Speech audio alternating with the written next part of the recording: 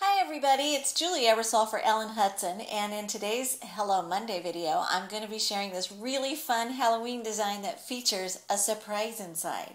So I'm working with Hero Arts stamps, and when you open the card, you're going to see this really fun twisting explosion pop out. And to create this effect, we're going to work with the Crafty Cuts die.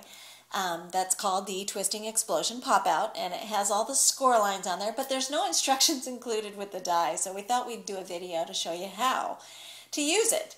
And you will need an additional piece, and that is a die cut circle, or I used my EK Success Circle Scissor Pro, and I cut out a circle, and this one is roughly 2 3/4 inches in size. Now it could be 3 inches or 2.5 inches, but in that ballpark.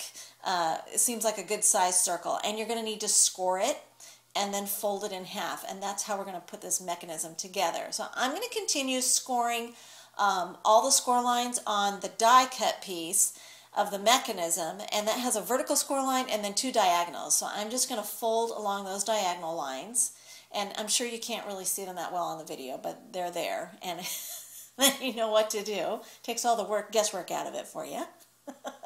And then I'm just going to guide it into positions the way it needs to collapse and fold. And then these little tabs are actually going to get glued to the circle. So they're part of what makes the mechanism actually twist and explode outward. So I'm just going to prep all this and set it aside and finish up the rest of the card, and then we'll start the assembly.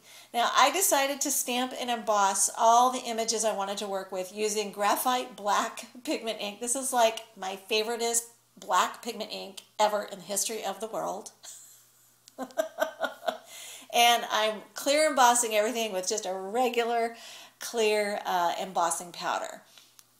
So I did the witch, and then I decided to stamp some bats on some graphite cardstock. Now this is white core cardstock, so it has white on one side and a color on the other, and this time the bats are actually going to go on the inside and the outside, but I'm going to put the gray side on the inside of my card, and the white side is going to be on the outside. So now I've got my bats on the inside and the outside, and I also embossed some sentiments from the set onto this yummy sherbety orange cardstock by Hero Arts, and I'm just going to notch the end there to make it look like a little banner using my square punch. And then I'm just going to finish off the card before I move on. And this witch hazel decorative tape, I call it washi tape. I have to kind of remind myself to call it decorative tape. Is so much fun. This is from October afternoon, and I just think it is really fun tape. It is removable, so you can put it down, and if you don't like where you put it, you can lift it up very carefully. You can just peel it back up and reposition it, and I love that you can cut it or you can tear it, and I just fold it right around the edge of the card. I don't mind that it's creeping around to the front of the card or to the inside of the card at all. And then I'm just going to 3D mount this banner right over the top of it, and then move on with the rest of the construction of the card.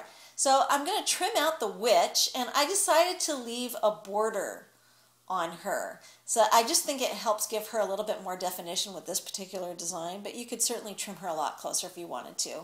I'm also impatient, so. And now I need to mount her to the circle that I cut out and folded in half. Now you can't see the score line that well on camera, but I'm using it to guide me so that I don't put any adhesive over the top of those fold lines. I want that witch to be able to fold into the card without getting buckled or crumpled or wrinkled. So she's going to go right there, and that score line divides that circle in a top half and a lower half. And I'm going to put the banner down on the lower half of the circle using some Glue Glider Pro, and then you'll see why it's so important to pay attention to where that score line is down the center if you're going to 3D mount onto it. So see when I fold it in half? Now I could have stamped directly on the circle. I could have made a bigger circle and stamped on it, directly on it, but I just thought it would be fun to do some 3D stuff. So now we're ready to start assembling the mechanism and put it inside the card. So I've got my piece right here, and it's going to go that direction into the card. So when I put adhesive, I'm going to use Be Creative tape and put a little tab there on that little pop tab, and then I'll flip it over and put one on the other side. So it's just the lower tab on each side that has a little bit of adhesive. Only one piece of adhesive on the bottom tab on each side, okay? And then we're going to put some on the triangular parts, and those are the parts that are going to get mounted to the inside of the card.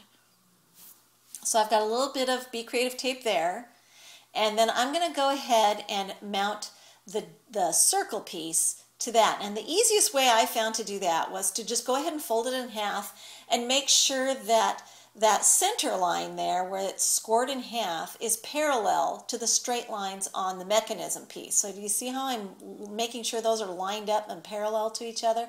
And then I'll remove the liner on the one tab, glue down that half of the circle, and make sure it's straight. And then once I'm sure that's nice and parallel, I will flip it over, and there's the other tab. Again, so there's only glue or adhesive on that one side, on the lower tab, and then I'm going to glue that other side of the circle to the tab. So now it's in place, and I'm just going to pop this open really quick so you can see how it works. See how that works? And that's why you need adhesive only on one of those tabs on each side. And then we'll go ahead and mount this to the inside of the card. So I want to make sure that I've got that parallel line going with the gutter crease of the card, and then I can remove the liner paper and close the front of the card very carefully. There we go. And then I can flip the card over and peel off the liner paper on the other side, and when I close it, everything's going to be mounted where it needs to be. And then when you open and close the card, this is what happens. Isn't that the coolest thing? I was like, wow, that is brilliant. And I never would have thought of it in a million years. So thank goodness they made a die that does it all for you. So I just thought that was so fun. And I can see lots of applications for this die from birthday cards and Christmas cards, not just Halloween. But boy, this was really a fun one to put together.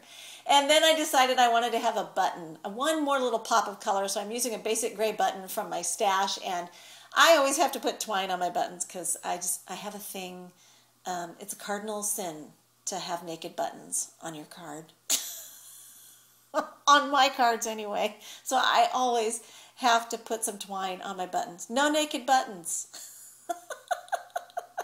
But isn't that a fun interactive card? I just think it's so cool. So you might give this die a try the next time you want to make a pop-out card. Super fun. Thanks for watching.